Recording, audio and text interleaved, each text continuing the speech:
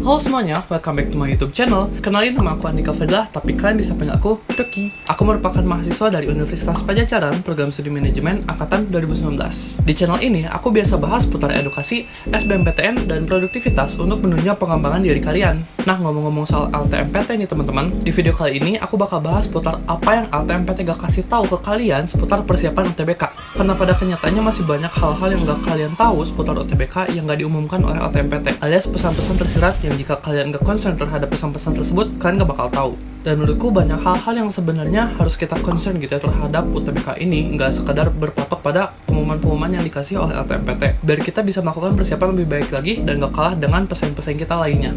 Nah, sebelum mulai videonya, kalian bisa support aku dengan cara klik like, komen, dan subscribe, serta nyalain lonceng notifikasinya biar kalian gak ketinggalan info menarik seputar channelku.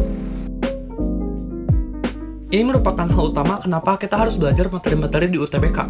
Yap, LTMPT sebenarnya nggak bener-bener ngasih tahu materi apa aja yang bakal keluar di UTBK nanti. Bahkan ketika aku ngerjain UTBK pun, banyak banget materi-materi yang nggak muncul di bahan belajar aku. Even aku udah belajar bab tersebut secara komprehensif. Tapi teman-teman nggak usah takut, masih ada solusi untuk mengatasi ketidakpastian ini. Saranku, teman-teman pelajari materi seluas mungkin. Ini memang membutuhkan waktu gitu, karena semakin banyak waktu yang kita gunakan untuk belajar, maka semakin banyak juga materi-materi yang kita pelajari dan kita pahami. Nah, makanya dari sekarang coba mulai untuk belajar dan tidak menunda-nunda, karena yakin sama aku, kalau materi UTBK itu bener-bener mind-blowing banget.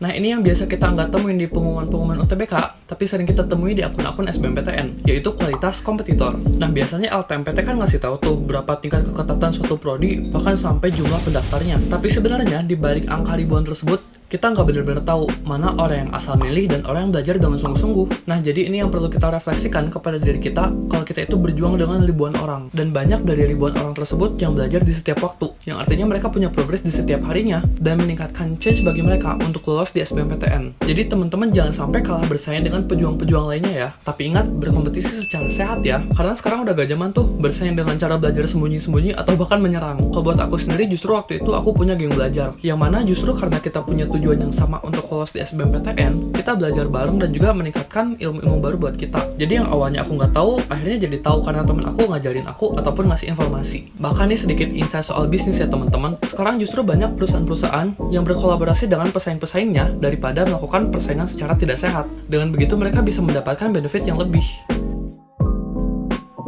Nggak kayak sekolah, di UTBK ini kita nggak dikasih kurikulum secara detail, yang mana kita gak bakal dikasih tugas ataupun jadwal belajar setiap harinya.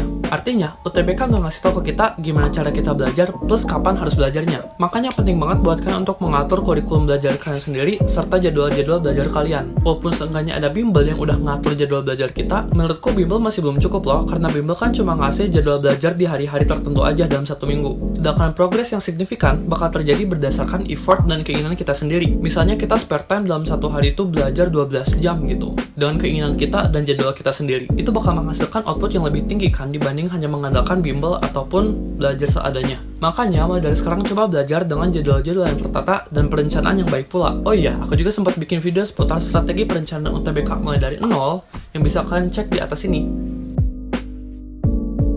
Ini lebih ke cerita aja sih, kalau belajar UTBK itu ternyata mempengaruhi aku sampai cara aku menjalani kehidupan produktif di masa kuliah sekarang. Bahkan mungkin nanti sampai aku kerja ataupun sampai dewasa banget nanti. Mungkin karena aku belajarnya itu secara sistematis dan take it seriously banget terhadap UTBK, jadi yang aku dapatkan itu nggak hanya materi-materi UTBK, tapi justru banyak pelajaran-pelajaran lain yang aku dapatkan yang menjadi bibit-bibit untuk aku kembangkan di kuliah sekarang gitu. Mungkin ini yang disebut dengan soft skill. Yap, dari aku belajar mandiri untuk UTBK itu aku jadi tahu tuh cara mengatur waktu dengan baik, terus cara mengendalikan stres di tengah kesibukan-kesibukan aku, terus mengelola komposisi yang pas tuh antara produktivitas dan juga me time. Mungkin waktu belajar UTBK itu aku adaptasi sih dari kesibukan SMA biasa menjadi kesibukan belajar UTBK yang padat. Nah, tapi ketika aku kuliah justru hal itu udah menjadi hal yang biasa dan aku bisa kembangkan lebih baik lagi gitu. Karena kesibukan di kuliah tuh jauh lebih padat ya. Jadi intinya soft skill yang aku mulai ketika UTBK waktu itu kepake banget sampai aku kuliah sekarang. Jadi kalau kalian belajar dengan serius dan juga benar-benar memperhatikan UTBK, dampak yang kalian dapatkan itu nggak hanya sebatas 1 tahun belajar aja, tapi bakal kepake di tahun-tahun selanjutnya sampai dewasa nanti. Jadi LTMPT sebenarnya gak ngasih tahu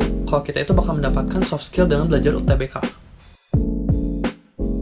Dan terakhir buat video ini, UTBK sebenarnya gak ngasih tahu kenapa kita harus masuk PTN dan kita harus milih apa. Kenapa LTMPT gak ngasih tahu? Karena yang bisa jawab itu hanyalah dari kalian sendiri. Ini sebenarnya hal yang fundamental banget untuk kalian ketahui gitu. Alasan kalian untuk berjuang di UTBK ini apa? Dan juga berorientasi ke masa depan. Sebenarnya kalian itu mau ngambil jurusan dan universitas ini tuh karena apa? Dan apa yang ingin kalian capai nantinya? Karena ya itu, UTBK itu gak ngasih arahan ke kita harus ngambil jurusan apa dan univ apa, tapi mereka cuma menyediakan slot untuk kita masukin kesempatan kita. Jadi better kalau misalnya kalian perbanyak research untuk mengetahui arah kalian bakal kemana.